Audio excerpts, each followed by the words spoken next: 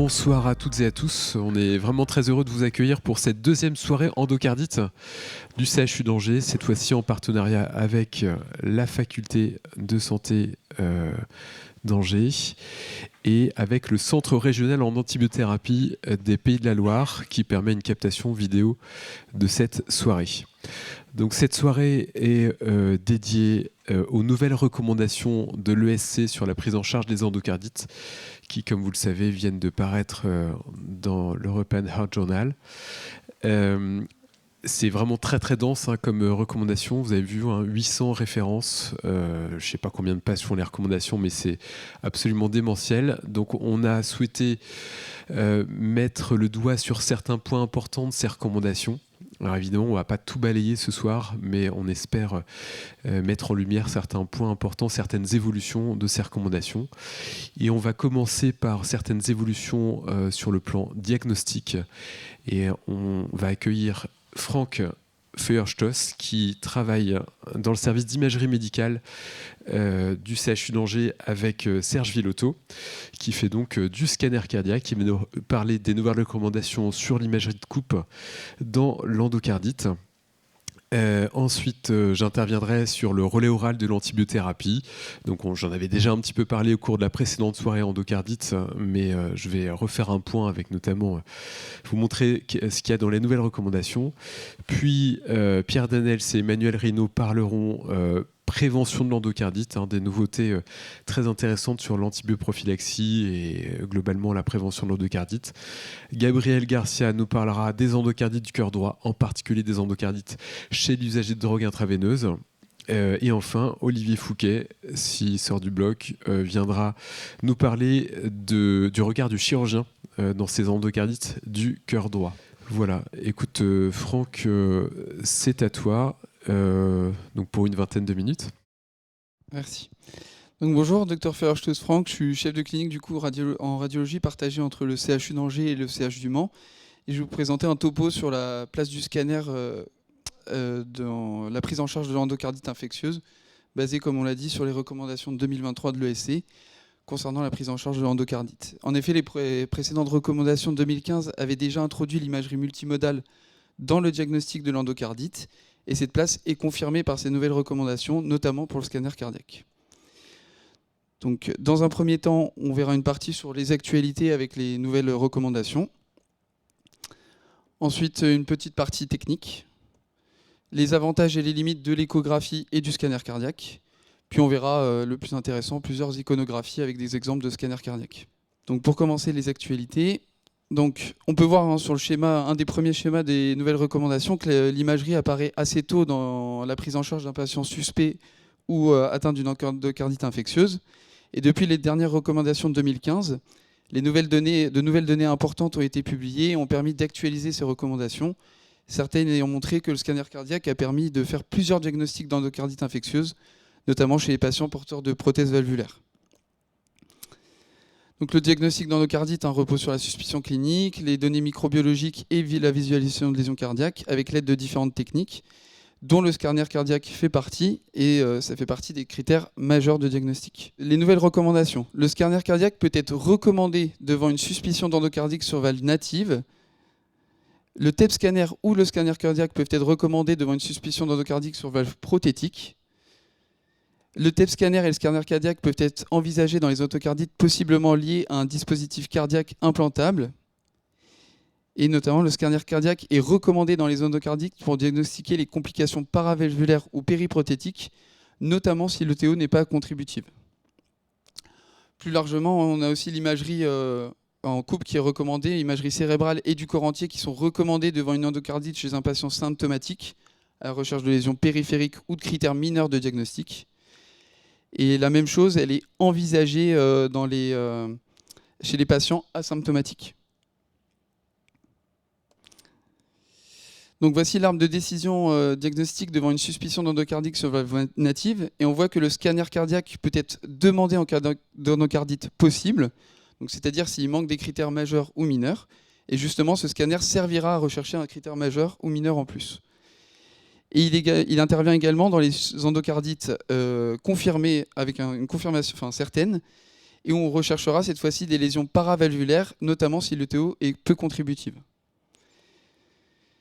Le même arme diagnostique, mais pour les prises en charge des suspicions d'endocardite sur valve prothétique. On voit que le scanner cardiaque peut être également demandé en cas d'endocardite possible, à la recherche de critères majeurs ou mineurs, au même rang cette fois-ci que le TEP scanner. Et comme pour les endocardites sur valve native, ce scanner pourra être combiné en même temps avec des injections biphasiques ou triphasiques sur le scanner corps entier. On peut faire les deux en un. Donc ça, c'est intéressant de le savoir, qui permettra de rechercher des lésions situées à distance. Et également en cas d'endocardite certaine à la recherche de lésions paravalvulaires, si l'ETO est non contributive, comme pour les valves natives. Donc petit récapitulatif des indications du scanner cardiaque, donc impossibilité d'échographie ou refus, si le TT ou l'ETO est limité, notamment en cas de valve prothétique, si l'ETO est négatif avec une forte suspicion clinique, les suspicions de complications périvalvulaires, en cas d'échec notamment de l'ETO, et avant une prise en charge chirurgicale. Donc petite partie sur le technique sur le scanner cardiaque, sans trop développer. Donc ça, c'est plus quand on envoie les patients au scanner. Donc ça nécessite une voie veineuse de préférence par voie brachiale droite pour éviter les artefacts du produit de contraste qui va arriver dans la veine cave inférieure, veine cave supérieure. Il est possible d'utiliser une prémédication par bêta-bloquant, mais elle n'est pas obligatoire, notamment dans cette indication. Vérifier si l'apnée est suffisante chez le patient, c'est une technique qui nécessite... ce scanner limite une apnée suffisante. Il faut entraîner le patient et qui s'exerce avant de réaliser le scanner. Les bras au-dessus de la tête, donc savoir si le patient pourra mettre ses bras au-dessus de la tête, avec des électrodes ECG situées à distance pour éviter les artefacts. Et ce qui est important de savoir, que c'est un scanner qui nécessite une vitesse minimale de rotation de l'anneau de 350 millisecondes et un système de moins 64 barrettes. Et ça, tous les scanners ne sont pas dotés de toutes ces caractéristiques.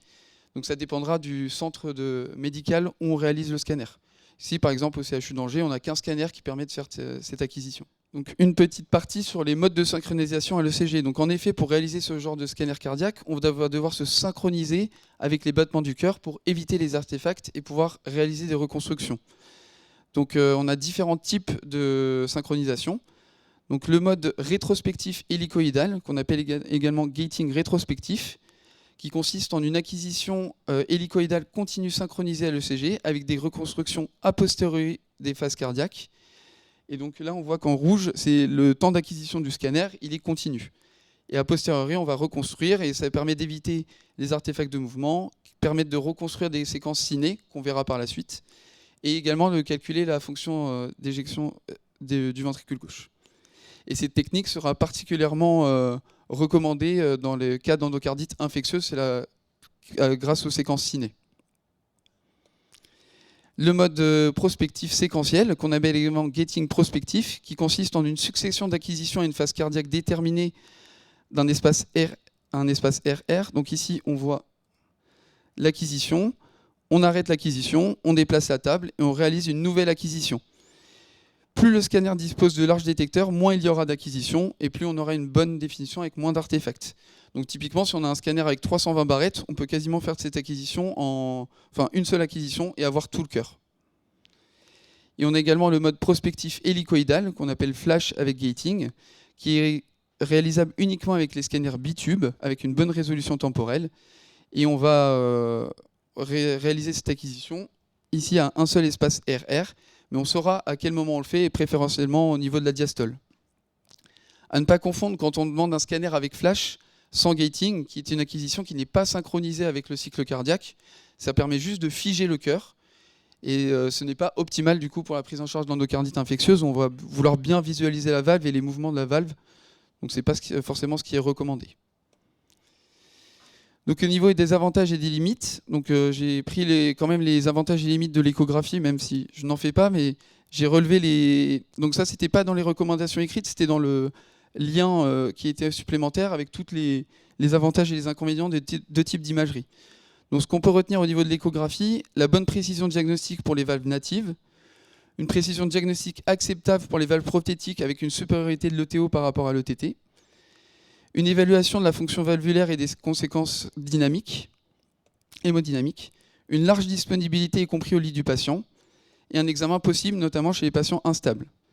Au niveau des limites, on retient notamment la limite de l'exploration des cavités droites, une sensibilité limitée concernant les complications périvalvulaires et surtout périprothétiques, et l'absence de détection de certaines complications locales et des complications à distance. Concernant le scanner, on peut retenir sur les points forts la très bonne précision pour les complications périvalvulaires, la performance diagnostique acceptable pour détecter les épaississements des feuillets, les végétations, les perforations ou les fistules, l'évaluation préopératoire du réseau coronarien et notamment l'apport d'informations permettant de planifier la prise en charge chirurgicale, et le fait de pouvoir être tout de même réalisé chez les patients instables hémodynamiquement. Et parmi les faiblesses, on peut retenir une sensibilité limitée pour les végétations de moins 10 mm, le fait de ne pas évaluer la fonction valvulaire, la qualité d'image variable en fonction des types de scanners, comme on l'a dit auparavant, et les risques connus du scanner, les irradiations aux rayons X et le risque de néphrotoxicité avec les produits de contraste iodé. Donc maintenant, on va voir quelques cas d'endocardite, mais avant ça, je vais juste montrer quelques images qu'on peut faire grâce au scanner cardiaque avec les reconstructions. Donc là, on peut voir des reconstructions de type rendu volumique, qui sont faites a posteriori avec le scanner initialement réalisé, et qui permettent de voir les trajets des coronaires. On peut également réaliser des reconstructions en mode curviligne. Donc là, on peut voir la coronaire droite qui est réalignée dans un plan tout droit. Et du coup, c'est beaucoup plus simple d'analyser les sténoses. Ici, un scanner qui permet de bien observer la valve aortique. Et on voit la bonne résolution spatiale, qui permet de bien visualiser les commissures, les cuspes. Et donc, grâce à cette acquisition en mode rétrospectif, on peut réaliser des reconstructions de type ciné, qu'on peut voir ici. Donc il y a eu plusieurs acquisitions qui ont été faites à différentes phases, et après on reconstruit 10%, 20%, et ça nous permet de faire un ciné du cœur, et de bien voir le battement de la valve ici mitrale. Donc les lésions caractéristiques de l'endocardite, c'est la végétation. C'est une lésion infectieuse mobile implantée à une structure cardiaque. On peut également voir comme signe caractéristique une désinsertion récente d'une valve prothétique, que ce soit partielle ou complet. La destruction valvulaire avec un épaississement valvulaire, un anévrisme valvulaire ou une perforation valvulaire. Et les signes de complications périvalvulaires qui sont l'abcès, le faux anévrisme et la fistule. Et on va revoir différents de ces signes du coup. Donc ici, une végétation qu'on voit au niveau ici, qui apparaît hypodense au sein de la lumière. Donc j'ai mis d'autres images après pour que ce soit plus évident. Donc on peut reconstruire avec de la couleur également, pour que le contraste soit plus prononcé. Donc là on voit la petite image bleue ici qui apparaît, et donc qui correspond à la végétation. Et donc on peut reconstruire ici. Donc là on voit bien la végétation ici. Donc il est important de notifier le plus grand axe de cette végétation, peu importe le plan qu'on utilise, car dans les nouvelles recommandations, le plus grand axe supérieur à 10 mm peut souvent induire à une chirurgie. Donc quand nous, au scanner, on doit bien mettre le plus grand axe. Ici, un patient également ayant une végétation sur une bioprothèse aortique, et on peut voir que celle-ci était également bien visible. Ici. Donc on voit la petite image hypodense ici. Également ici, sous la petite... Et on peut voir que cette image était également bien visible en échographie. Donc pour ces végétations de cette taille-là, il n'y a pas de différence de sensibilité entre l'échographie et le scanner. Attention, les diagnostics différentiels auxquels il faut penser devant ce type d'image, en dehors d'un contexte infectieux, notamment le panus, qui est une excroissance fibreuse périannulaire réduisant la surface prothétique, un fibroélastome, un thrombus valvulaire, ou encore les endocardites aseptiques également. Là, une végétation au niveau de la valve mitrale. On voit bien. Ici, une végétation sur la valve aortique. Et ce scanner a également été réalisé chez ce patient pour l'étude, notamment pour l'étude du réseau coronarien avant un bilan pré-chirurgical, car il était contre-indiqué à la coronarographie. Donc ici, on voit bien que ce scanner a permis l'analyse des coronaires. Et il y avait l'absence des sténoses. On voit bien ici. Et ici. Donc l'endocardite peut se compliquer également, on a dit, d'anévrisme. Donc au niveau de la flèche rouge, on voit qu'un des cuspes il y a une petite formation anévrismale, et notamment la perforation, qui est une solution de continuité. Et donc au niveau de la flèche jaune, on voit bien, je ne sais pas si vous voyez, mais ici, il y a une petite solution de continuité, ici aussi. Donc il y avait une perforation valvulaire. Ici, un patient porteur d'une valve aortique mécanique, et le diagnostic était déjà posé, et à l'échographie, enfin l'endocardite était déjà posée, et à l'échographie, on suspectait une lésion périvalvulaire.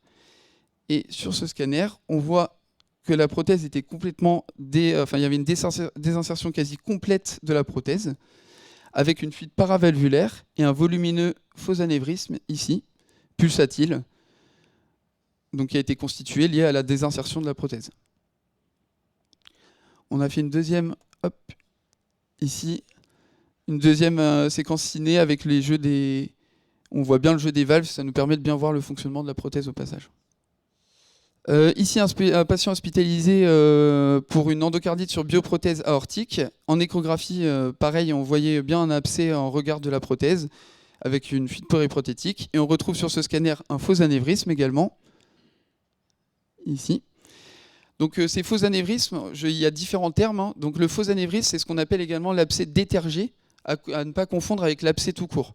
Donc l'abcès non détergé, ça correspond juste à une collection et une infiltration de la graisse au contact, mais qui ne communique pas avec la lumière. L'abcès détergent, c'est l'abcès qui va communiquer avec la lumière vasculaire, et à partir de ce moment-là, on pourra parler de faux anévrisme. Donc ici, c'est bien un faux anévrisme ou abcès détergent. Contrairement... Donc ici. Et alors, un abcès, c'est ici, où on peut voir juste l'infiltration et la collection liquidienne hypodense au contact de la valve. Donc ces images sont rares à voir, l'abcès. Souvent, ce qu'on voit, nous, c'est les abcès détergents. Ici, un faux anévrisme où on voit bien également le caractère pulsatile. Et j'avais mis cette image pour vous montrer, je ne sais pas si vous voyez ici les lignes, il y a un décalage. Et donc ça, c'est lié aux reconstructions justement entre les différentes phases. Donc le scanner, il descend et donc le patient a sûrement dû respirer ou il y a eu des mouvements.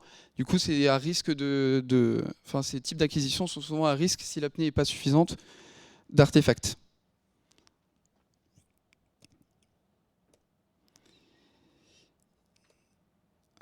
Et ici, une végétation au niveau de la valve aortique dans le cadre également d'une endocardite confirmée. Et c'est pour vous montrer une autre image, donc une autre des complications, c'est une fistule. Donc là, il y avait une fistule entre l'aorte thoracique ici et l'oreiller de gauche. Et on voit bien le trajet fistuleux tout le long. Voilà. Donc en conclusion, le scanner cardiaque arrive à maturité d'un point de vue technologique et est désormais performant pour l'analyse des différentes structures cardiaques. Le diagnostic d'endocardite infectieuse repose toujours sur les critères de Duke modifiés avec désormais une place primordiale de l'imagerie multimodale, notamment le scanner cardiaque pour l'évaluation des lésions périvalvulaires et périprothétiques en cas d'ETO non contributive. Mais ne pas oublier que le plateau technique des scanners disponibles est différent en fonction de chaque centre médical et qu'il était important de préciser le but de l'examen pour savoir si le scanner est compatible ou non.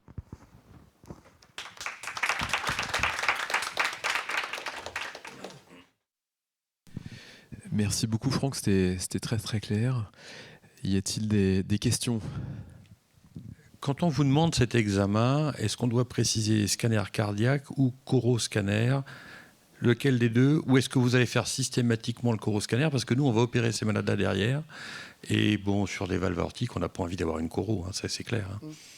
Moi, je suis plus partisan pour scanner cardiaque. Après, c'est personnel parce que coroscanner, je pense pour pas mal de gens, c'est juste l'étude des coronaires dans la tête des gens. Donc scanner cardiaque avec l'objectif, donc analyse des coronaires, étude de la valve aortique. Et je préfère le terme scanner cardiaque qui englobe, j'ai l'impression, plus de... Donc, parce que dans votre esprit, scanner cardiaque implique nécessairement à un moment donné l'analyse des coronaires. Pour moi, oui. Enfin, quand on me dit scanner cardiaque, ça fait partie de... Ouais. Je ne sais pas s'il y a d'autres questions. Moi, j'ai aussi plein de questions pour toi. J'ai bien apprécié la partie technique, là, qui était déjà high level pour nous. Hein, mais sur le mode de la prescription, est-ce qu'il a une possibilité sur les protocoles à faire à la fois le scanner cardiaque donc, et un scanner un petit peu global ? Est-ce qu'on aime bien, nous, avoir des informations dans la suspicion diagnostique d'endocardite, d'embolie éventuellement, ou de foyers infectieux initiaux ? Est-ce qu'on peut combiner les deux ou est-ce que c'est pas possible ça ? Oui, si, on peut faire des scanners biphasiques, voire triphasiques, avec différents temps d'injection. Et c'est réalisable. Alors, on n'aura pas des temps artériels purs pour le reste des organes, mais on peut très bien le réaliser Donc on fait un scanner cardiaque rapide, c'est très rapide, et ensuite on enchaîne directement avec notre TAP. Donc ça c'est possible, ouais, de tout combiner en une fois. On pourrait écrire un protocole endocardite du coup au scanner. Moi j'ai bien aimé aussi la mesure de la végétation. Là. Bon, les 10 mm c'est toujours discuté en staff d'ailleurs, est-ce qu'il faut opérer les patients. Mais c'est vrai que vous avez une plus-value par rapport au scanner, c'est que vous avez une vision tridimensionnelle et vous avez des cubes, donc vous pouvez tout mesurer. Des fois nous on n'arrive pas à s'exposer aussi facilement en écho transto ou transœsophagienne. Pour mettre dans le grand axe. Ouais c'est ça, ouais, ça fait. Et par contre, moi, ce qui me rebute un peu plus, c'est la définition temporelle, parce que du coup, le cycle cardiaque, il est fait sur 5 images, avec éventuellement des interpolations, quelque chose qui bouge extrêmement rapidement là, par rapport aux végétations. Là, on fait des reconstructions tous les 10%. Je sais que certains scanners, dans certains centres, ils font tous les 5%. Donc, ça permet d'avoir une image encore plus... Donc, on a une meilleure définition temporelle aujourd'hui que... Oui, on peut... ouais. Mais ici, ouais, tous les 10%, et ça nous refait un cycle. Il y a une petite ambiguïté sur la résolution temporelle, où la résolution temporelle elle est liée au temps de rotation et pas au nombre de phases que l'on reconstruit. Avec un appareil avec un seul tube, c'est la moitié du temps de rotation. Si l'appareil tourne en 400 millisecondes, la résolution temporelle sera de 200 millisecondes. Ici, on a un appareil qui a 2 tubes, donc c'est un quart de temps de rotation pour la résolution temporelle. Okay. Mais on peut multiplier le nombre de phases, ça n'améliorera pas la résolution temporelle à proprement parler. Elle dépend vraiment de l'appareil. Ça n'a peut-être pas été clair. Mais bon, la moitié du temps de rotation, ça permet de reconstruire des images, et donc c'est ça la résolution temporelle d'un scanner. Et je pose mes questions. En imagerie, là, avec les abcès, vous êtes vraiment sûr et tout, les caractéristiques? Parce que nous, en échographie, des fois, on voit un truc gris un peu autour. On ne sait pas exactement si c'est de la graisse ou du tissu. Voilà, ce type-là, l'abcès, j'avais même pas. Enfin, on n'a pas dans notre banque de données. Moi, personnellement, j'en ai jamais vu. Après, j'ai pas beaucoup d'expérience encore. Ouais. Mais je l'ai piqué à quelqu'un, qui en avait vu un. Mais même la personne qui avait fait ce cours-là, il a dit que c'est exceptionnel de voir ce type d'image.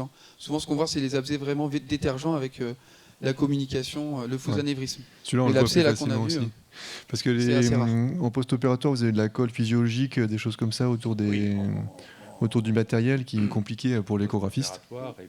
Mais en fait, l'image que vous avez montrée, moi j'avais l'impression que c'était de l'œdème autour de ce magma inflammatoire et infecté.